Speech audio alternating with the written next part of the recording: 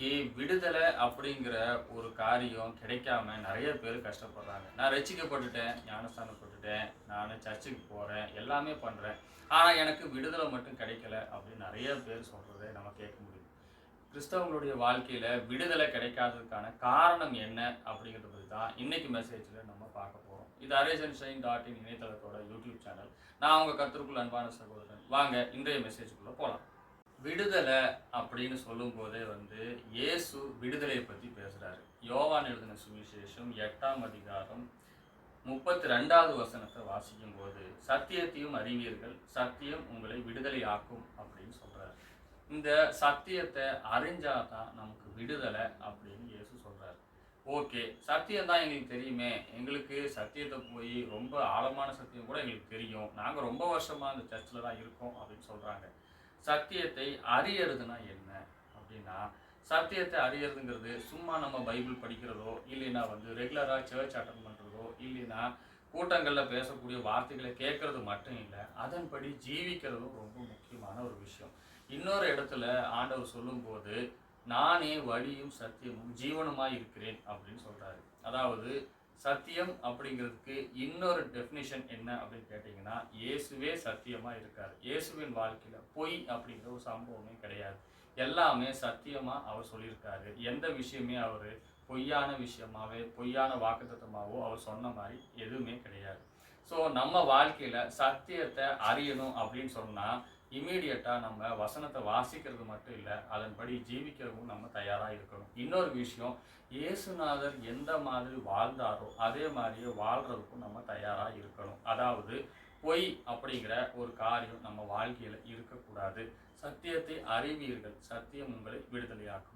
So சத்தியத்தை அறிஞ்சிட்டோம்னா எப்படி நம்மளுக்கு விடுதலை கிடைக்கும் அப்படிங்கிற ஒரு கேள்வி இங்கிருந்து வருது.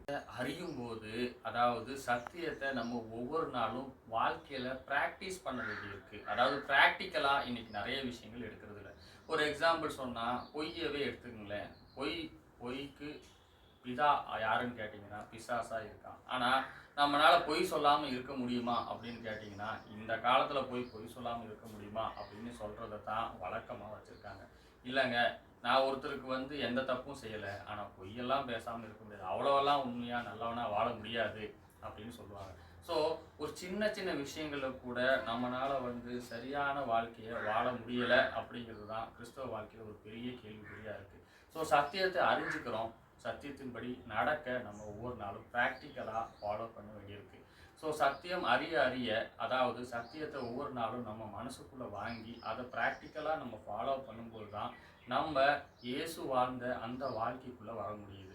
ஆண்டவர் அவர் வசனமாகவும் இருந்தார், அந்த வசனத்தின் வெளிப்பாடாகவும் இருந்தார் அப்படின்னு நம்ம வாசிக்க முடியுது. ஸோ அந்த மாதிரி நம்மளும் அந்த வசனங்களை படிக்கிறது மட்டும் இல்லை, அதை ப்ராக்டிக்கலாக ஃபாலோ பண்ண ஆரம்பிக்கும் போது நம்மளுக்குள்ள பெரிய விடுதலைகள் வருது. விடுதலைகள் அப்படின்னா நம்மளுக்கு பாவத்தை செய்யறதுக்கான ஒரு பயம் ஏற்படுகிறது. அதே மாதிரி பாவத்திலிருந்து நம்ம விடுதலை பெறணும் அப்படிங்கிற எண்ணத்தோட ஆண்டவரிடத்துல நம்ம வேண்டுதல் செய்யக்கூடிய அந்த ஒரு ஜெப ஆவியும் நமக்கு கிடைக்குது. ஸோ அங்கிருந்து தான் விடுதலையோட முதல் படி ஸ்டார்ட் ஆகுது. ஸோ அங்கிருந்து படிப்படியாக முன்னேறி நம்ம ஒரு கட்டத்தில் ஒரு குறிப்பிட்ட பாவத்திலிருந்து முழுமையான விடுதலையை பெற முடியுது. இன்னைக்கு நிறைய பேர் சொல்கிற விஷயம் என்னன்னா, விடுதலை எனக்கு இமீடியட்டாக கிடைக்கல, இந்த குறிப்பிட்ட பாவத்திலிருந்து எனக்கு இமீடியட்டாக விடுதலை கிடைக்கலன்னு சொல்கிறாங்க. ஒரே முட்டா ஒரே நாளில், இல்லைன்னா ஒரே செகண்டில், ஒரே நிமிஷத்துல எல்லாம் விடுதலை கிடைக்கிறது இல்லை. படிப்படியாக தான் அந்த பாவத்திலிருந்து நமக்கு விடுதலை கிடைக்குது. அதுக்கு நமக்கு உதவுற விஷயம் என்ன அப்படின்னு சொன்னால், அந்த வசனங்கள் தான், அந்த சத்தியம் தான் நமக்கு உதவுது. சத்தியம் நமக்குள்ளே இருந்து கிரியை செய்யும் போது, குறிப்பிட்ட பாவத்துக்கு நேராக நம்ம போகும்போது, அந்த சத்தியம், அந்த வசனம் நம்மோட பேசுது. இந்த காரியம் உனக்கு ஏற்றதல்ல, இந்த காரியம் தேவனுக்கு விரோதமான பாவம் அப்படின்னு நம்மளை எச்சரிக்குது. அந்த எச்சரிப்பின் சத்தத்துக்கு நம்ம செவி கொடுக்கும்போது பரிசுத்த ஆவியானவர் நமக்குள்ளே இருந்து பேசி அந்த பாவத்திலிருந்து நம்ம விடாதபடிக்கு நம்ம பாதுகாக்கிறாரு, இல்லைன்னா விடுதலை கொடுக்குறாரு அப்படின்னு சொல்லலாம். ஸோ சத்தியம் அறிய ஒவ்வொரு நாளும் நம்ம பிரயாசப்படுவோம். அதுக்கு தினமும் வசனங்களை நம்ம வாசிப்போம்.